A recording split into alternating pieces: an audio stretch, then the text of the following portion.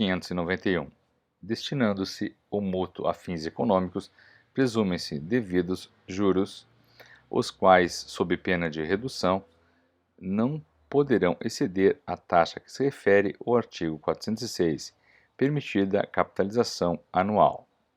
Artigo 592. Não se tendo convencionado expressamente, o prazo do mútuo será, inciso 1, até a próxima colheita, se o mútuo for de produtos agrícolas, assim para o consumo, como para a semeadura. Inciso 2, de 30 dias, pelo menos, se for de dinheiro. Inciso 3, do espaço de tempo que declarar o mutuante, se for de qualquer outra coisa fungível. Capítulo 7. Da prestação de serviço. Artigo 593. A prestação de serviço que não estiver sujeita às leis trabalhistas ou à lei especial, reger-se-á pelas disposições deste capítulo. Artigo 594. Toda a espécie de serviço ou trabalho lícito, material ou imaterial, pode ser contratada mediante retribuição. Artigo 595. No contrato de prestação de serviço, quando qualquer das partes não souber ler nem escrever, o instrumento poderá ser assinado a rogo e subscrito por duas testemunhas. Artigo 596. Não se tendo estipulado nem chegado a acordo as partes, fixar-se-á por arbitramento a retribuição, segundo o costume do lugar, o tempo de serviço e sua qualidade. Artigo 597. A retribuição pagar-se-á depois de prestado o serviço, se por convenção ou costume não houver de ser adiantada ou paga em prestações. Artigo 598. A prestação de serviço não se poderá convencionar por mais de 4 anos, embora o contrato tenha por causa o pagamento de dívida de quem o presta ou se destine à execução de certa e determinada obra. Neste caso, decorridos 4 anos, dar-se-á por findo o contrato, ainda que não concluída a obra. Artigo 599. Não havendo prazo estipulado, nem se podendo inferir da natureza do contrato ou do costume do lugar, qualquer das partes, a seu arbítrio, mediante prévio aviso, pode resolver o contrato. Parágrafo único. Dar-se-á o aviso. Inciso 1. Com antecedência de 8 dias, seu salário se houver fixado por tempo de 1 mês ou mais. Inciso 2. Com antecipação de 4 dias, seu salário se tiver ajustado por semana ou quinzena. Inciso 3. De véspera, quando se tenha contratado por menos de 7 dias. Artigo 600. Não se conta no prazo do contrato o tempo em que o prestador de serviço, por culpa sua, deixou de servir. Artigo 601. Não sendo o prestador de serviço contratado para certo e determinado trabalho, entender-se-á que se obrigou a todo e qualquer serviço compatível com as suas forças e condições. Artigo 602. O prestador de serviço contratado por tempo certo ou por obra determinada não se pode ausentar ou despedir sem justa causa, antes de preenchido o tempo ou concluída a obra. Parágrafo único. Se despedir sem justa causa, terá direito à retribuição vencida, mas responderá por perdas e danos. O mesmo dar-se-á se despedido por justa causa. Artigo 603. Se o prestador de serviço for despedido sem justa causa, a outra parte será obrigada a pagar-lhe por inteiro a retribuição vencida e por metade a que lhe tocaria de então, ao termo legal do contrato. Artigo 604. Fim do contrato, o prestador de serviço tem direito a exigir da outra parte a declaração de que o contrato está findo. Igual direito lhe cabe se for despedido sem justa causa ou se tiver havido motivo justo para deixar o serviço. Artigo 605. nem aquele a quem os serviços são prestados poderá transferir a outrem o direito aos serviços ajustados, nem o prestador de serviços, nem sem aprazimento da outra parte dar substituto que os preste. Artigo 606.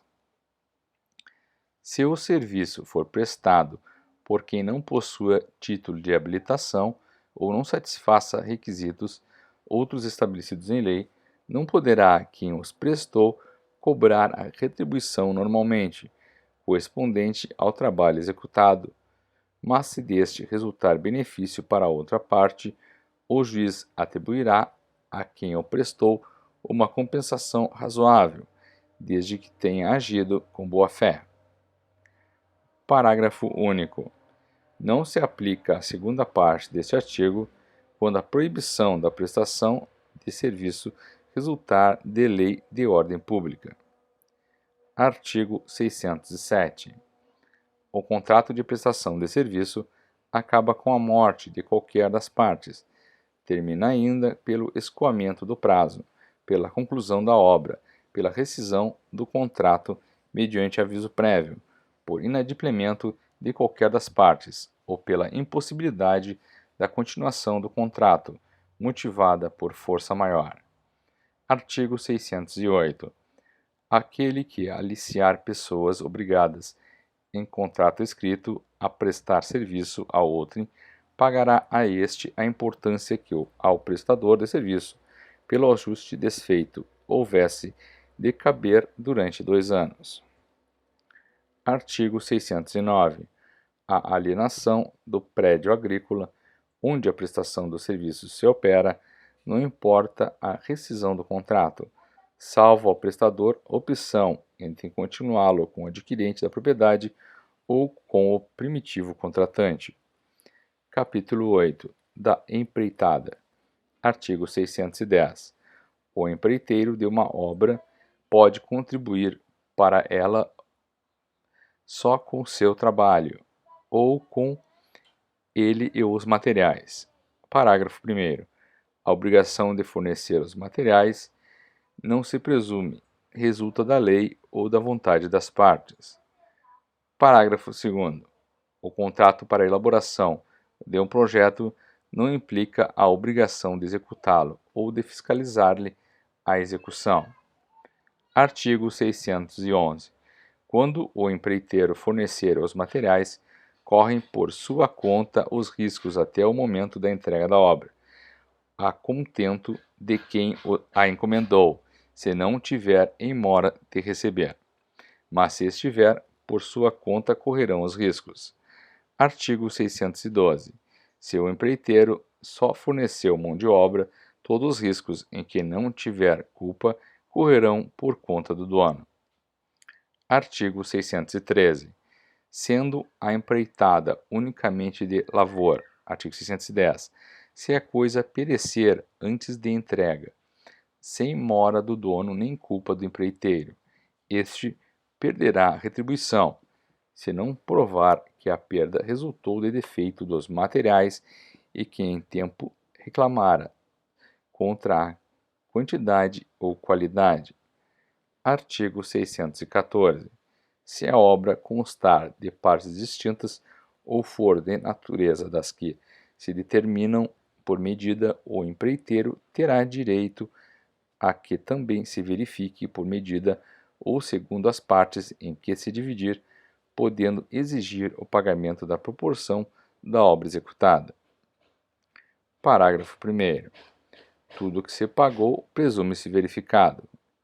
Parágrafo 2º. O que se mediu presume-se verificado se em 30 dias, a contar da medição, não forem denunciados os vícios ou defeitos pelo dono da obra ou por quem estiver incumbido da sua fiscalização.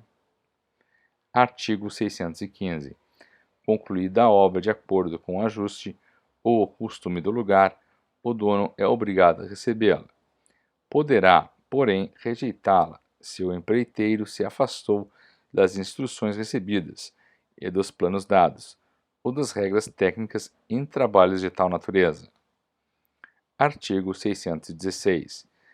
No caso da segunda parte do artigo antecedente, pode quem encomendou a obra, em vez de endireitá-la, recebê-la com abatimento do preço. Artigo 617. O empreiteiro é obrigado a pagar os materiais que recebeu, se por imperícia ou negligência os inutilizar. Artigo 618.